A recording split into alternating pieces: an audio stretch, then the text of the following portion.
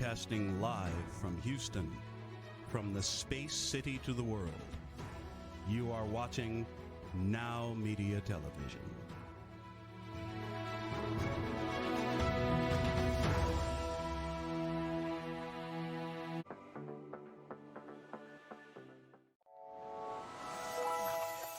Happy New Year, Glenn. Happy New Year to all our audiences in here at Networking Now. And today we're going to talk about 1099s. Everybody's talking about 1099s and W-2s because tax season is upon us. And with me, as usual, Tammy, Mihail, with more Tammy's tax tips. So, Tammy, Happy New Year. Happy New Year. All right. So, when are 1099s due? Well, 1099s are due January 31st this year. Okay. So it's a day earlier than. Really? It's a day earlier? Yes. Wow. Okay. Well, then you keep note. Yeah. Now, who needs to file a 1099? Well, business owners, if you have a business and you paid a contractor or a sole proprietor, someone that's a freelancer, vendors that provide a service for you, anyone that provided a service for you, you need to issue a 1099 and you paid them over $600 in cash or a check. If you pay by credit card, you don't need to issue a 1099. Really? Yes. Why is that? Because they'll get a 1099K.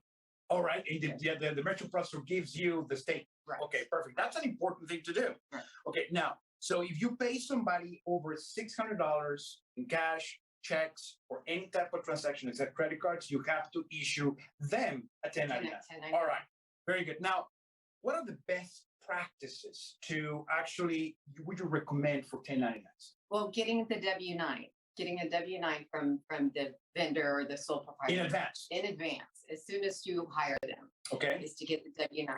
And the W-9, I have to look at the title. It's Request for Taxpayers Identification Number and Certification. That's the form that they would fill out to give you all their information, to get their name, their address, and their EIN or social security number. That's all the information that you're going to need. And then they also check how they're taxed.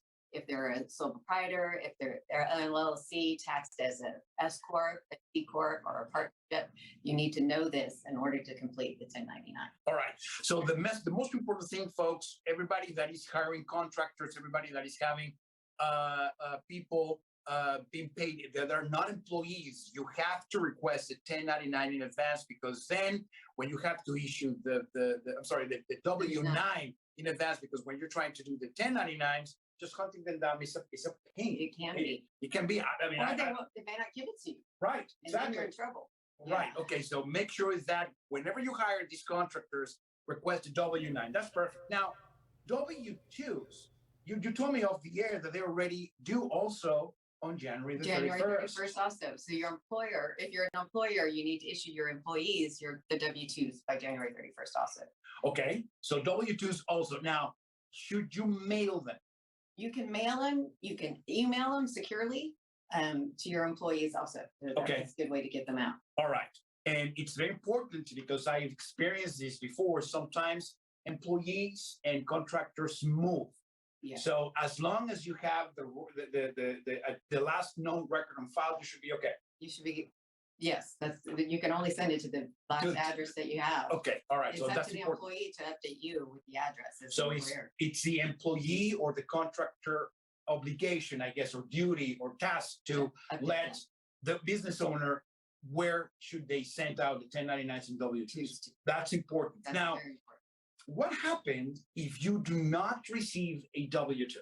First step is ask your employer to issue the W-2. Mm-hmm. The first, go to your employer first. If not, you can call the IRS and ask them, to contact your employer for you. And this kind of takes a little bit to get that done. And the IRS does have a phone number. It's 1-800-829-1040. You will hold for a long time, but eventually you'll get to speak to somebody. Okay. But if you don't get a W-2, you're still required to report the income and the withholding, Social Security, and Medicare taxes on your income tax return.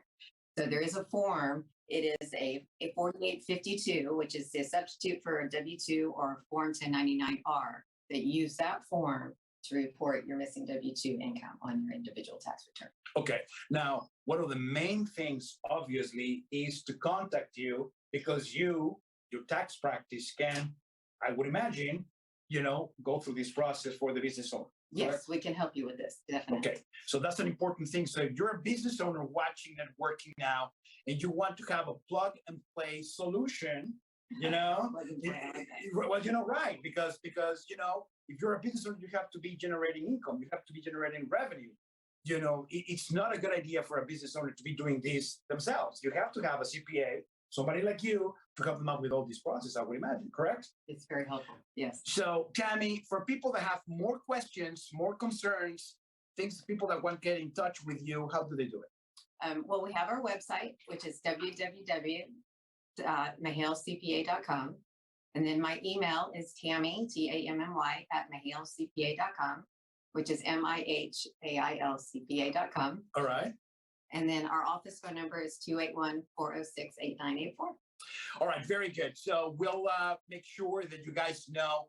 Please send us your questions. I mean, we're going to be having these Tammy Tax Tips. We're going to have her in a recurring base. It's important to have that. That way, one of the things that we can do is to address your questions on air. Anything that you would like to add, Tammy, to the audience? Just give us a call. We're here to answer your questions. Let us know. All right, very good. Well, Glenn, there you go. There you have it. I hope you have your stuff ready for filing, Glenn Henderson.